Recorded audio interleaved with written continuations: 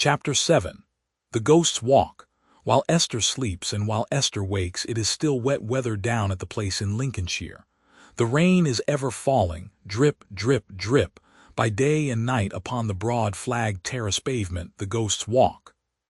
The weather is so very bad down in Lincolnshire that the liveliest imagination can scarcely apprehend its ever being fine again.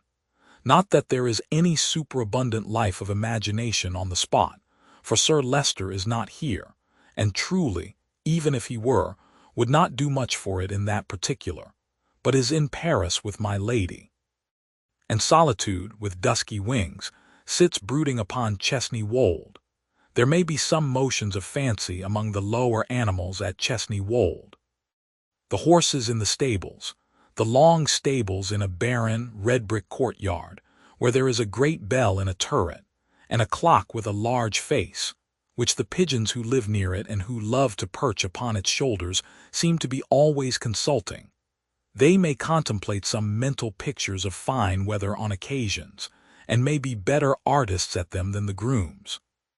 The old roan, so famous for cross-country work, turning his large eyeball to the grated window near his rack, may remember the fresh leaves that glisten there at other times and the scents that stream in, and may have a fine run with the hounds, while the human helper, clearing out the next stall, never stirs beyond his pitchfork and birch broom. The grey, whose place is opposite the door and who, with an impatient rattle of his halter, pricks his ears and turns his head so wistfully when it is opened, and to whom the opener says, "Woa grey, then, steady. Nobody wants you today," may know it quite as well as the man. The whole seemingly monotonous and uncompanionable half-dozen, stabled together, may pass the long wet hours when the door is shut in livelier communication than is held in the servants' hall or at the Deadlock Arms, or may even beguile the time by improving, perhaps corrupting, the pony in the loose box in the corner. So the mastiff, dozing in his kennel in the courtyard with his large head on his paws, may think of the hot sunshine when the shadows of the stable buildings tire his patience out by changing and leave him at one time of the day no broader refuge than the shadow of his own house, where he sits on end, panting and growling short, and very much wanting something to worry besides himself and his chain. So now, half waking and all winking, he may recall the house full of company, the coach-houses full of vehicles, the stables full of horses, and the outbuildings full of attendants upon horses, until he is undecided about the present and comes forth to see how it is. Then with that impatient shake of himself, he may growl in the spirit, "Rain, rain, rain, nothing but rain and no family here," as he goes in again and lies down with a gloomy yawn. So with the dogs in the kennel buildings across the park, who have their restless fits and whose doleful voices, when the wind has been very obstinate, have even made it known in the house itself, upstairs, downstairs, and in my lady's chamber. They may hunt the whole countryside, while the raindrops are pattering round their inactivity. So the rabbits with their self-betraying tails, frisking in and out of holes at roots of trees, may be lively with ideas of the breezy days when their ears are blown about, or of those seasons of interest when there are sweet young plants to gnaw. The turkey in the poultry yard, always troubled with a class grievance, probably Christmas, may be reminiscent of that summer morning wrongfully taken from him when he got into the lane among the felled trees, where there was a barn and barley. The discontented goose, who stoops to pass under the old gateway, 20 feet high, may gabble out, if we only knew it, a waddling preference for weather when the gateway casts its shadow on the ground. Be this as it may, there is not much fancy otherwise stirring at Chesney Wold. If there be a little at any odd moment, it goes, like a little noise in that old echoing place, a long way and usually leads off to ghosts and mystery. It has rained so hard and rained so long down in Lincolnshire that Mrs. Rouncewell, the old housekeeper at Chesney Wold, has several times taken off her spectacles and cleaned them to make certain that the drops were not upon the glasses. Mrs. Rouncewell might have been sufficiently assured by hearing the rain, but that she is rather deaf, which nothing will induce her to believe. She is a fine old lady, handsome, stately, wonderfully neat, and has such a back and such a stomacher that if her stays should turn out when she dies to have been a broad, old-fashioned family fire grate, nobody who knows her would have cause to be surprised. Weather affects Mrs. Rouncewell little. The house is there in all weathers, and the house, as she expresses it, is what she looks at. She sits in her room, in a side passage on the ground floor, with an arched window commanding a smooth quadrangle, adorned at regular intervals with smooth round trees and smooth round blocks of stone, as if the trees were going to play at bowls with the stones, and the whole house reposes on her mind. She can open it on occasion and be busy and fluttered, but it is shut up now and lies on the breadth of Mrs. Rouncewell's iron-bound bosom in a majestic sleep. It is the next difficult thing to an impossibility to imagine Chesney Wold without Mrs. Rouncewell, but she has only been here 50 years. Ask her how long this rainy day, and she shall answer 50 year, 3 months and a fortnight, by the blessing of heaven if I live till Tuesday. Mr. Rouncewell died some time before the decease of the pretty fashion of pigtails, and modestly hid his own, if he took it with him, in a corner of the churchyard in the park near the mouldy porch. He was born in the market town, and so was his young widow.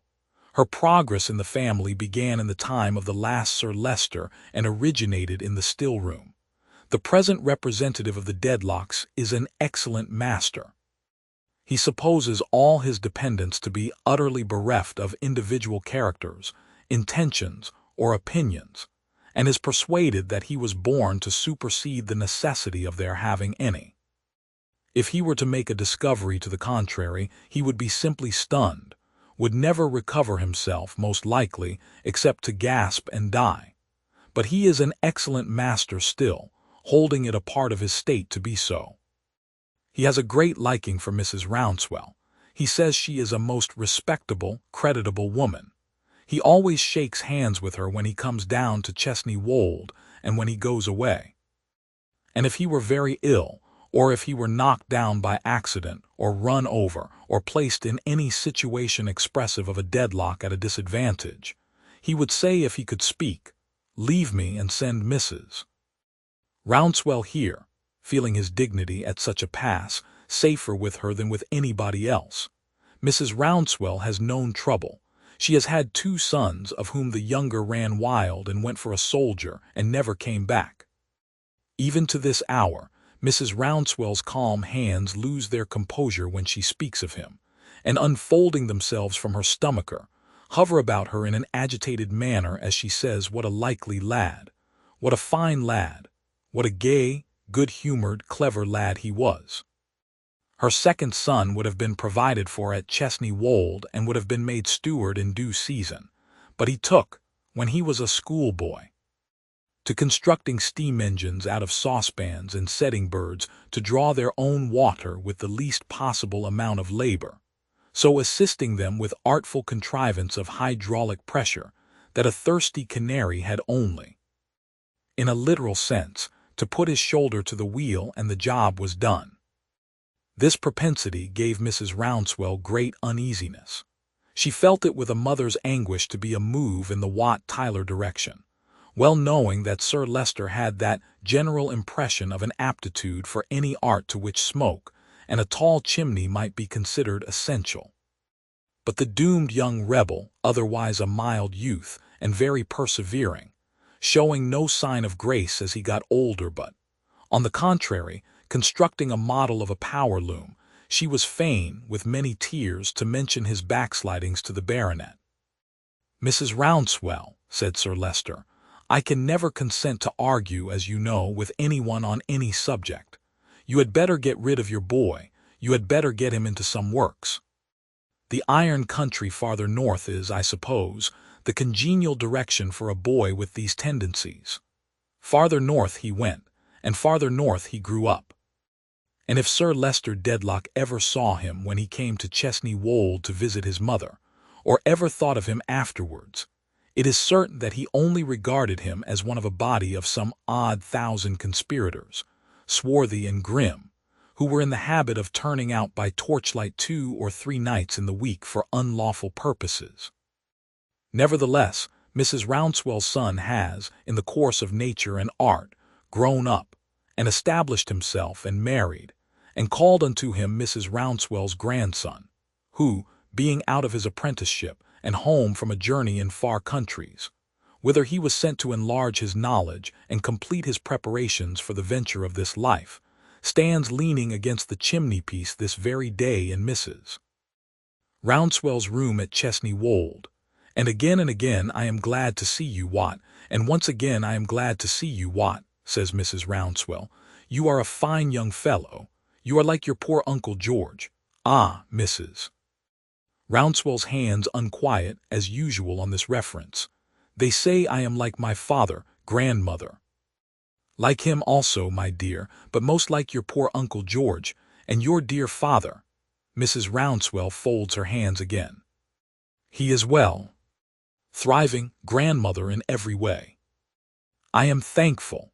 Mrs. Rouncewell is fond of her son, but has a plaintive feeling towards him, much as if he were a very honorable soldier who had gone over to the enemy. He is quite happy, says she, quite. I am thankful. So he has brought you up to follow in his ways and has sent you into foreign countries and the like. Well, he knows best. There may be a world beyond Chesney Wold that I don't understand. Though I am not young, either, and I have seen a quantity of good company too. Grandmother, says the young man, changing the subject, what a very pretty girl that was I found with you just now. You called her Rosa. Yes, child. She is daughter of a widow in the village. Maids are so hard to teach nowadays that I have put her about me young. She's an apt scholar and will do well. She shows the house already very pretty. She lives with me at my table here. I hope I have not driven her away. She supposes we have family affairs to speak about, I dare say. She is very modest. It is a fine quality in a young woman, and scarcer, says Mrs. Rouncewell, expanding her stomacher to its utmost limits, than it formerly was. The young man inclines his head in acknowledgment of the precepts of experience. Mrs. Rouncewell listens. Wheels, says she. They have long been audible to the younger ears of her companion. What wheels on such a day as this, for gracious sake? After a short interval, a tap at the door. Come in. A dark-eyed, dark-haired, shy village beauty comes in, so fresh in her rosy and yet delicate bloom that the drops of rain which have beaten on her hair look like the dew upon a flower fresh gathered. What company is this, Rosa? Says Mrs. Rouncewell. It's 2 young men in a gig, ma'am, who want to see the house. Yes, and if you please, I told them so. In quick reply to a gesture of dissent from the housekeeper. I went to the hall door and told them it was the wrong day and the wrong hour, but the young man who was driving took off his hat in the wet and begged me to bring this card to you. Read it, my dear Wat, says the housekeeper. Rosa is so shy as she gives it to him that they drop it between them and almost knock their foreheads together as they pick it up. Rosa is shyer than before. Mr. Guppy is all the information the card yields. Guppy, repeats Mrs. Rouncewell. Mr. Guppy. Nonsense, I never heard of him. If you please, he told me that, says Rosa. But he said that he and the other young gentleman came from London only last night by the mail, on business at the magistrates' meeting, 10 miles off, this morning, and that as their business was soon over, and they had heard a great deal said of Chesney Wold, and really didn't know what to do with themselves, they had come through the wet to see it. They are lawyers. He says he is not in Mr. Tulkinghorn's office, but he is sure he may make use of Mr. Tulkinghorn's name if necessary. Finding, now she leaves off, that she has been making quite a long speech, Rosa is shyer than ever. Now Mr. Tulkinghorn is, in a manner, part and parcel of the place, and besides, is supposed to have made Mrs. Rouncewell's will. The old lady relaxes, consents to the admission of the visitors as a favor, and dismisses Rosa. The grandson, however, being smitten by a sudden wish to see the house himself, proposes to join the party. The grandmother, who is pleased that he should have that interest, accompanies him, though to do him justice, he is exceedingly unwilling to trouble her. "Much obliged to you, ma'am," says Mr. Guppy, divesting himself of his wet dreadnought in the hall. "Us London lawyers don't often get an out, and when we do, we like to make the most of it, you know." The old housekeeper, with a gracious severity of deportment, waves her hand towards the great staircase. Mr. Guppy and his friend follow Rosa. Mrs. Rouncewell and her grandson follow them. A young gardener goes before to open the shutters. As is usually the case with people who go over houses, Mr. Guppy and his friend are dead beat before they have well begun.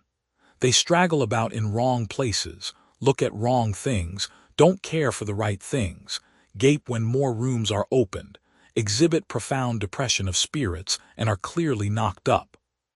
In each successive chamber that they enter, Mrs. Rouncewell, who is as upright as the house itself, rests apart in a window-seat or other such nook, and listens with stately approval to Rosa's exposition. Her grandson is so attentive to it that Rosa is shyer than ever, and prettier. Thus they pass on from room to room, raising the pictured deadlocks for a few brief minutes as the young gardener admits the light, and reconsigning them to their graves as he shuts it out again.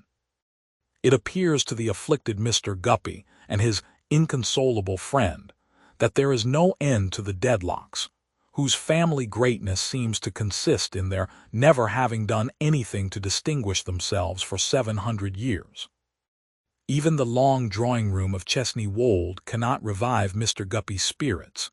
He is so low that he droops on the threshold, and has hardly strength of mind to enter. But a portrait over the chimney-piece, painted by the fashionable artist of the day, acts upon him like a charm. He recovers in a moment. He stares at it with uncommon interest. He seems to be fixed and fascinated by it. "Dear me," says Mr. Guppy, "who's that?" "The picture over the fireplace," says Rosa, "is the portrait of the present Lady Dedlock. It is considered a perfect likeness, and the best work of the master." "Blessed," says Mr. Guppy, staring in a kind of dismay at his friend, "if I can ever have seen her. Yet I know her. Has the picture been engraved, miss?"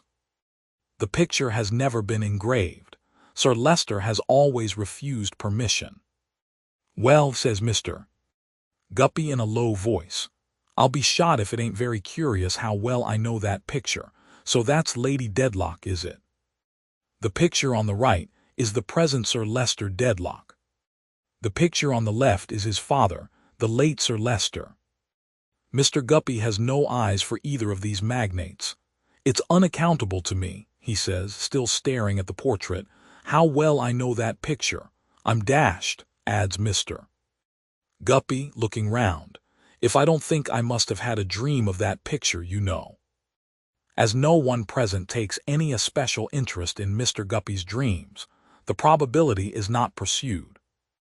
But he still remains so absorbed by the portrait that he stands immovable before it until the young gardener has closed the shutters, when he comes out of the room in a dazed state that is an odd though a sufficient substitute for interest, and follows into the succeeding rooms with a confused stare, as if he were looking everywhere for Lady Dedlock again. He sees no more of her. He sees her rooms, which are the last shown, as being very elegant, and he looks out of the windows from which she looked out not long ago, upon the weather that bored her to death. All things have an end, even houses that people take infinite pains to see and are tired of before they begin to see them. He has come to the end of the sight, and the fresh village beauty to the end of her description, which is always this: "The terrace below is much admired. It is called, from an old story in the family, the Ghost's Walk." "No," says Mr. Guppy, greedily curious. "What's the story, miss? Is it anything about a picture?" "Pray tell us the story," says Watt in a half-whisper. "I don't know it, sir." Rosa is shyer than ever. "It is not related to visitors. It is almost forgotten," says the housekeeper, advancing. "It has never been more than a family anecdote." "You'll excuse my asking again if it has anything to do with a picture, ma'am," observes Mr. Guppy, "because I do assure you that the more I think of that picture the better I know it, without knowing how I know it. The story has nothing to do with a picture. The housekeeper can guarantee that." Mr. Guppy is obliged to her for the information and is, moreover, generally obliged. He retires with his friend, guided down another staircase by the young gardener, and presently is heard to drive away. It is now dusk. Mrs. Rouncewell can trust to the discretion of her two young hearers, and may tell them how the terrace came to have that ghostly name. She seats herself in a large chair by the fast-darkening window and tells them. "In the wicked days, my dears, of King Charles I mean, of course, in the wicked days of the rebels who leagued themselves against that excellent king, Sir Morbury Dedlock was the owner of Chesney Wold. Whether there was any account of a ghost in the family before those days, I can't say. I should think it very likely indeed." Mrs. Rouncewell holds this opinion, because she considers that a family of such antiquity and importance has a right to a ghost. She regards a ghost as one of the privileges of the upper classes, a genteel distinction to which the common people have no claim. "Sir Morbury Dedlock," says Mrs. Rouncewell, "was, I have no occasion to say, on the side of the blessed martyr. But it is supposed that his lady, who had none of the family blood in her veins, favored the bad cause. It is said that she had relations among King Charles's enemies, that she was in correspondence with them, and that she gave them information. When any of the country gentlemen who followed his Majesty's cause met here, it is said that my lady was always nearer to the door of their council-room than they supposed. Do you hear a sound like a footstep passing along the terrace, Wat?" Rosa draws nearer to the housekeeper. "I hear the rain drip on the stones," replies the young man, "and I hear a curious echo, I suppose an echo, which is very like a halting step." The housekeeper gravely nods and continues. "Partly on account of this division between them, and partly on other accounts, Sir Morbury and his lady led a troubled life. She was a lady of a haughty temper. They were not well suited to each other in age or character, and they had no children to moderate between them. After her favorite brother, a young gentleman, was killed in the civil wars, by Sir Morbury's near kinsman, her feeling was so violent that she hated the race into which she had married. When the Dedlocks were about to ride out from Chesney Wold in the king's cause, she is supposed to have more than once stolen down into the stables in the dead of night and lamed their horses. And the story is that once at such an hour, her husband saw her gliding down the stairs and followed her into the stall where his own favorite horse stood. There he seized her by the wrist, and in a struggle or in a fall or through the horse being frightened and lashing out, she was lamed in the hip, and from that hour began to pine away." The housekeeper has dropped her voice to a little more than a whisper. She had been a lady of a handsome figure and a noble carriage. She never complained of the change. She never spoke to anyone of being crippled or of being in pain, but day by day she tried to walk upon the terrace, and with the help of the stone balustrade went up and down, up and down, up and down, in sun and shadow, with greater difficulty every day. At last, one afternoon her husband, to whom she had never, on any persuasion, opened her lips since that night, standing at the great south window, saw her drop upon the pavement. He hastened down to raise her, but she repulsed him as he bent over her, and looking at him fixedly and coldly, said, "I will die here where I have walked, and I will walk here, though I am in my grave. I will walk here until the pride of this house is humbled, and when calamity or when disgrace is coming to it, let the Dedlocks listen for my step." Wat looks at Rosa. Rosa in the deepening gloom looks down upon the ground, half frightened and half shy. There and then she died, and from those days, says Mrs. Rouncewell, the name has come down, the Ghost's Walk. If the tread is an echo, it is an echo that is only heard after dark, and is often unheard for a long while together. but it comes back from time to time, and so sure as there is sickness or death in the family, it will be heard then. And disgrace, grandmother, says Watt. Disgrace never comes to Chesney Wold, returns the housekeeper. Her grandson apologizes with true. That is the story. Whatever the sound is, it is a worrying sound, says Mrs. Rouncewell, getting up from her chair. And what is to be noticed in it is that it must be heard. My lady, who is afraid of nothing, admits that when it is there, it must be heard. You cannot shut it out. Watt, there is a tall French clock behind you placed there, a purpose, that has a loud beat when it is in motion and can play music. You understand how those things are managed? Pretty well, grandmother, I think. Set it a-going. Watt sets it a-going, music and all. Now come hither, says the housekeeper. Hither, child, towards my lady's pillow. I am not sure that it is dark enough yet, but listen. Can you hear the sound upon the terrace, through the music, and the beat and everything? I certainly can. So my lady says.